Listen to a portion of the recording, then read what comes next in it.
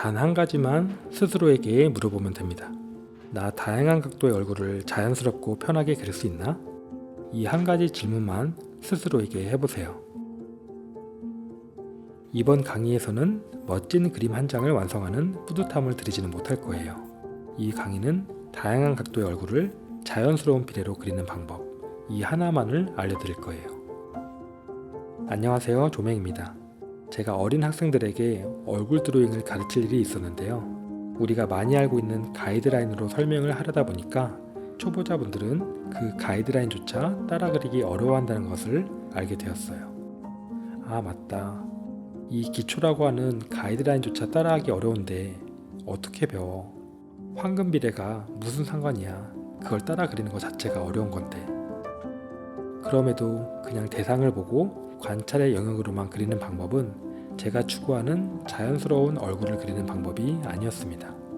관찰의 영역으로 그리는 건 재능적인 부분이 더 많이 작용을 한다고 생각해요.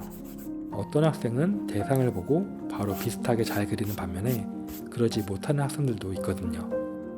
이번 강의에서는 관찰의 영역으로 인물을 그리는 게 아니라 납득이 되는 원리와 구조, 그리고 익숙함을 위한 쉬운 연습 방법을 알려드릴 거예요. 주변에 아까 말한 재능, 관찰력이 남들보다 뛰어나서 인물을 잘 그리시는 분들이 계실 거예요. 하지만 이분들도 보통 정면이나 반측면 얼굴을 위주로 그리지 조그만 어려운 각도의 얼굴을 그리는 건 어려워하시는 분들이 많을 거예요. 그럴 때 이분들은 또 관찰이라는 재능을 힘껏 끌어올려서 대상과 비슷하게 그리려는 노력을 하실 거예요.